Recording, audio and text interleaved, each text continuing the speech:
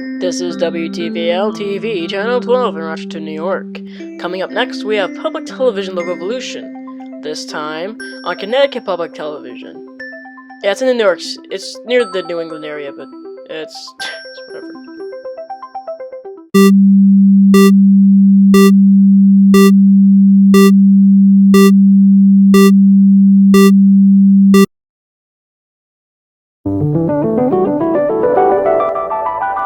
From the Alden J. Center for Public Broadcasting.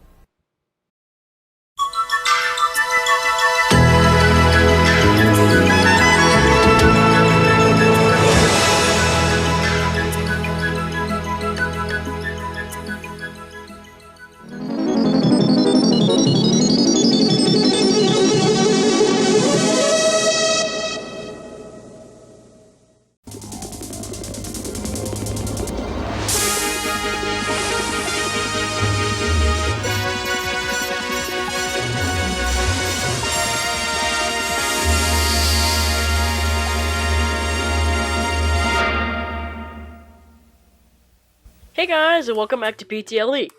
I'm Alden Richards, and today we're going to be going over the logos of Connecticut Public Television. Connecticut Public Television serves the state of, well, Connecticut. They first incarnated as a single station, WEH, in Hartford on October 1st, 1962. They were the fifth educational television station in New England after WGBH, WENH, WCBB, and WNDT. The line of networks in the Connecticut Public Broadcasting brand began in 1967. Their name also changed in 1984 to Connecticut Public Television. That's essentially all the history, so let's get on to the logos. The first logo they had was used from 1962 until 1978. I can't seem to find a video version. The first known program ID is this one, the flipping symbol, used on October the 30th, 1978 until December 4th, 1984.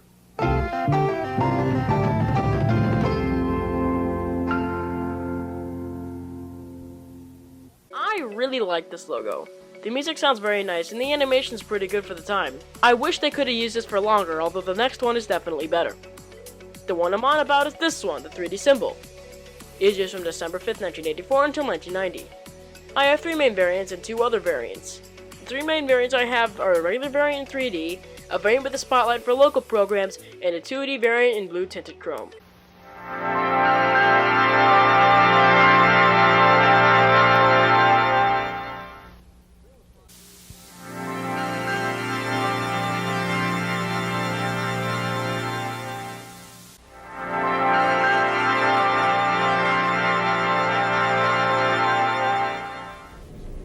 The two secondary variants are an anniversary variant and a Praxis Media variant. The following is a special CPTV 25th anniversary presentation.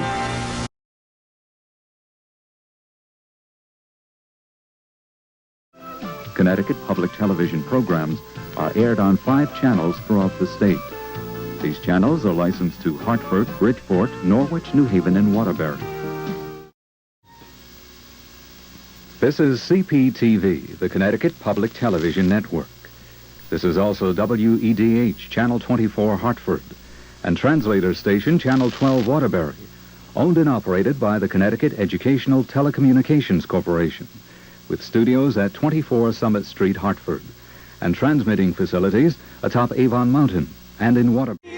For 25 years, quality you can turn to. This logo is nice. It has nice music and good CGI for the time. This one looks like rock chicken breast. It's very rare and very stupid. It was used sometime in the 80s. There is no rhyme or reason for this logo. It looks terrible and the texturing is cheesy. It's still, and it uses the music from the previous. It was used scarcely, and for good reason. The next logo is way better. It's the glass CPT, and it was seen from May 25th, 1990 until 1993.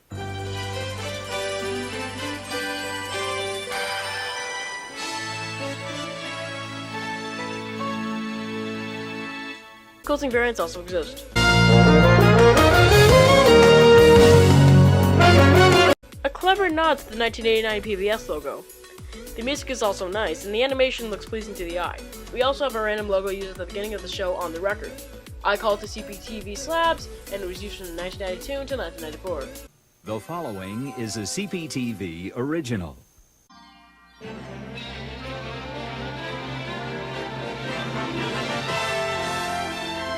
And now, I'm pleased to bring you my featured thoughts about this. It's cheesy.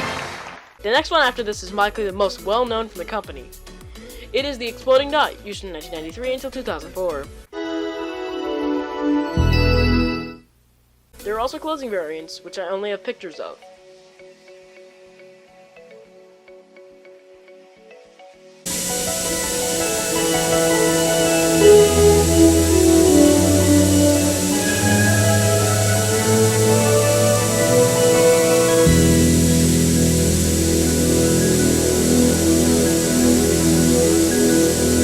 This isn't my personal favorite, but it is to many.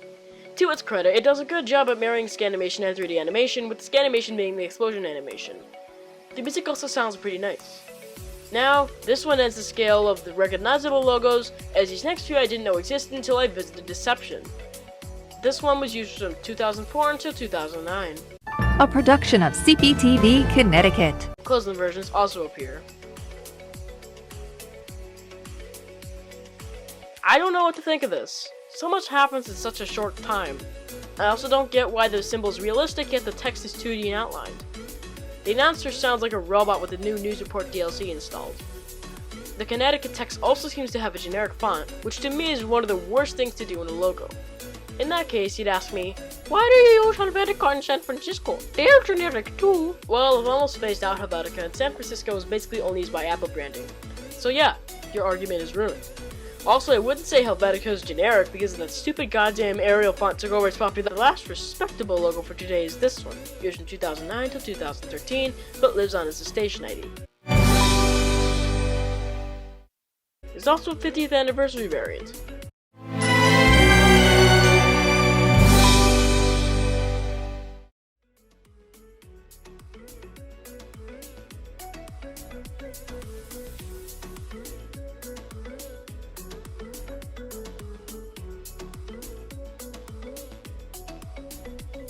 This logo's pretty nice. The CGI is good and the music is nice and mellow. I also like the small callback to the 1994 logo. However, I question their choices when they switched to this for programs. I call it lazy, and it's still seen today. This is truly awful. The wiping animation is generic. There's no symbol. It is flat shaded and the C got amputated. Is there anything else to say? This is just a waste. I hope they come up with something good soon, or they might as well just stop having an identity altogether. Well, there you have it. The complete history and evolution of the PBS logos from Connecticut. Thank you for watching this episode, and if you'd like to support me, you can like the video and perhaps subscribe. Have a good one, Audiencia.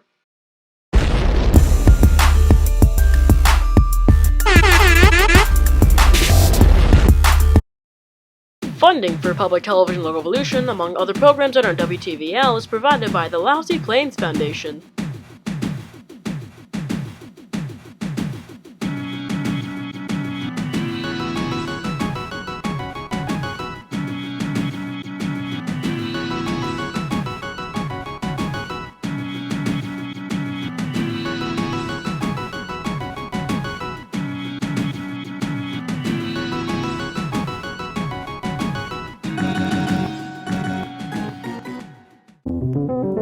This has been a production of the Alden J. Center for Public Broadcasting.